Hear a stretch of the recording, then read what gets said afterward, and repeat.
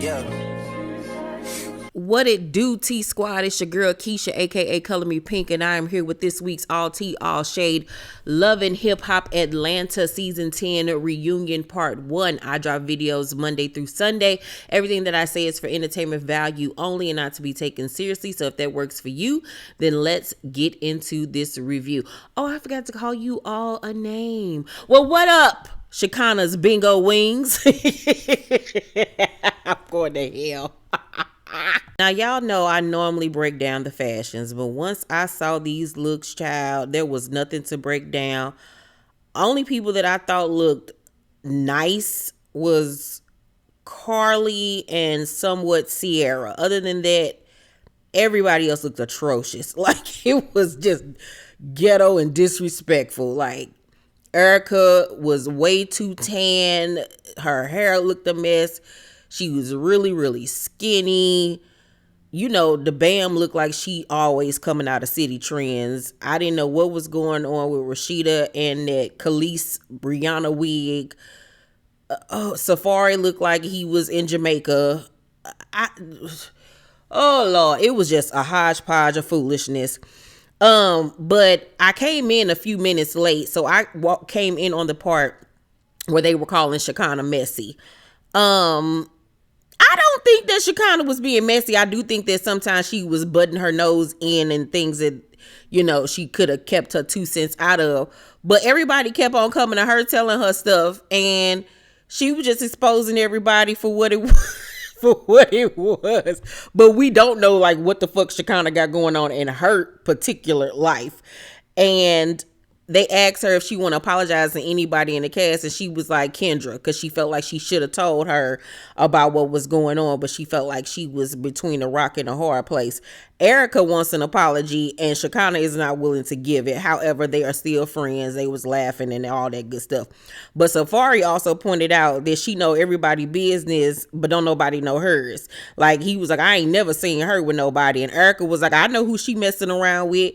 And Spice was like, I do too. Every time I'm on FaceTime with her, the dude hiding in the background and this, that.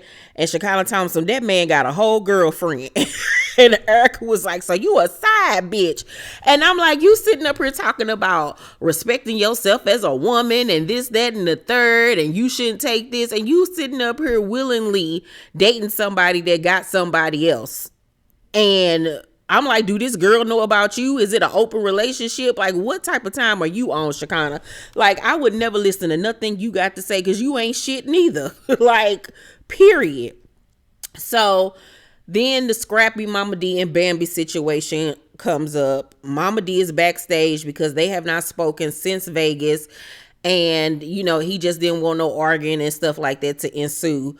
So, Bambi, after watching their montage, was like, you know, she don't like me and she wants somebody else to be her daughter-in-law. And you know, that got to hurt her feelings. It's just silly on so many different levels. And it's just like, what have I done to you to make you hate me so much? And it's really like Mama D is one of them mamas there. She feel like her son needs to be always on her side no matter what. And it's just like, I'm your mama. Fuck what you talking about, da da da da da. And it don't work like that, girl. His wife and his children and his family is his main priority now, and she don't like that. So Scrappy was like, you know, but it gets to the point where I'm like, how much more can Bambi take? Like, cause that lady be disrespecting the hell out of Bambi, and she was still doing it over this, you know, the summertime. Hell, a month ago, I just dropped the video where she was going off on that girl. It's like, what is going on? Like, it's gonna really come to a point where Scrappy is gonna have to like handle her with a long handle spoon at some point. They're on a good term. He's on a Millennium tour right now. He bought his mom out on stage, but she was literally just disrespecting him and her a few weeks ago. So I don't know. So Sierra was like, you know, y'all just need to let it go. And Bambi was like, I ain't letting nothing go. And I don't blame her. Like, is you not about to talk about me, dog me out, and then think you about to be welcome in my home? Bitch, fuck you. Absolutely not. So Mama D backstage times and I'm sorry I put my child in that situation. Girl, shut up. You ain't fucking sorry.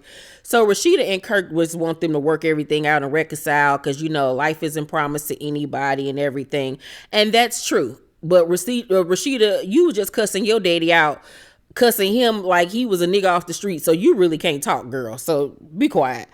So the Bambi gets emotional and says that, you know, she feels like it's her fault they don't have a relationship, but it's not your fault because if it was anybody else, it'd still be the same exact situation.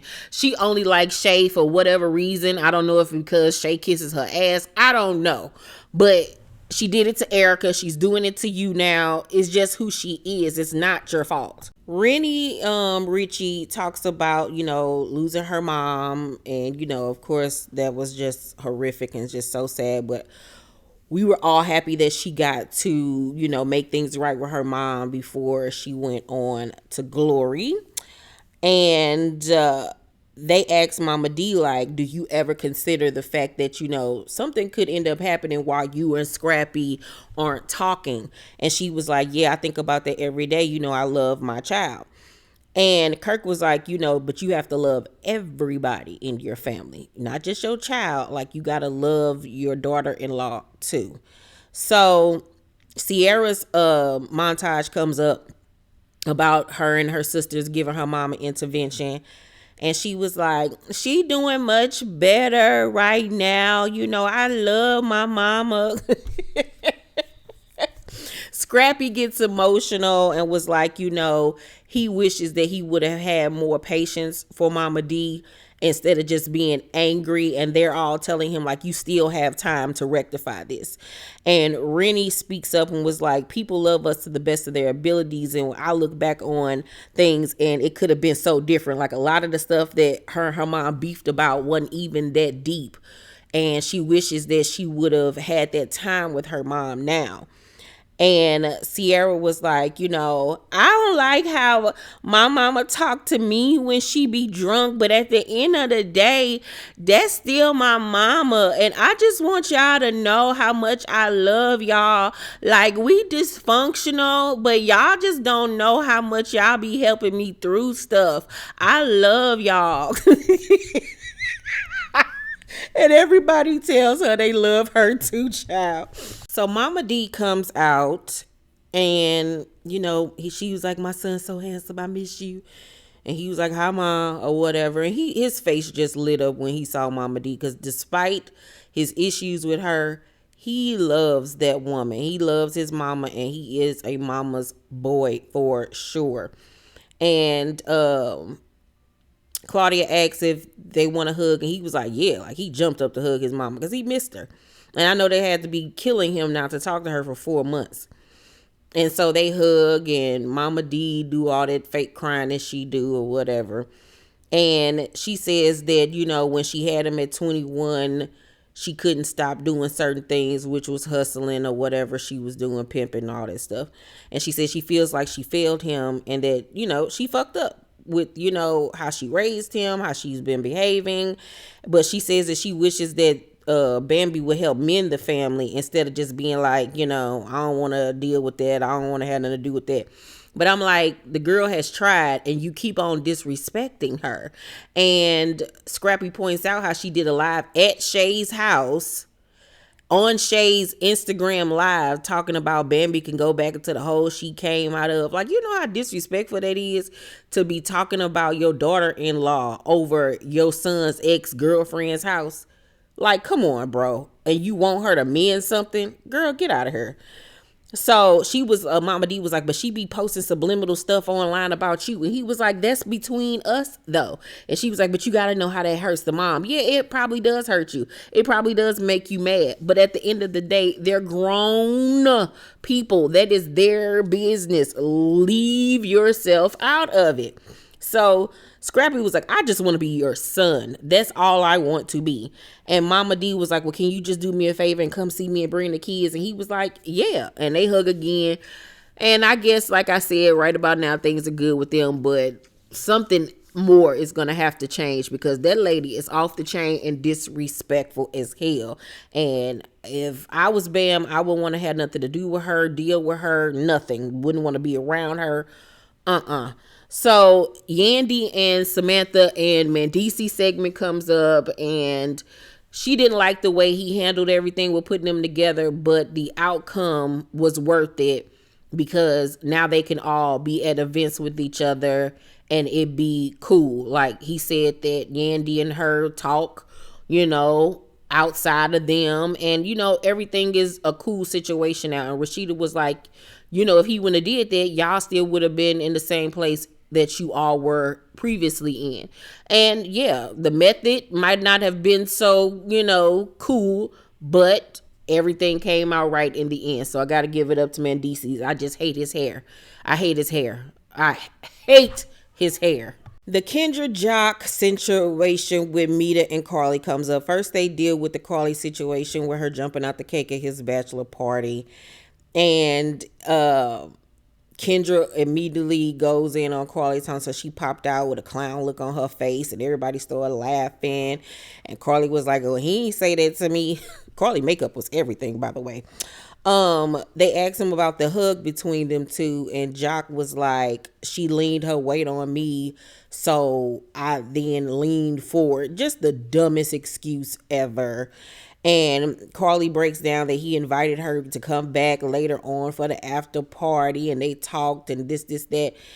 And Claudia asks Kendra, who does she believe? And she was like, at this point, I just look at Carly like she's desperate. And Carly was like, never am I desperate. Kendra ain't got a pot to piss in at this point. Kendra can kick rocks. Kendra is an absolute idiot, and I don't feel sorry for her. So then the Mita situation comes about, and she was like, she knew I existed. She was like, yeah, I knew you existed. I see you, girl. I see you, honey. So Mita was like, you mad at him? You be mad at him. She was like, you mad at me? Be mad at him, bitch. So they going back and forth, calling each other bitches.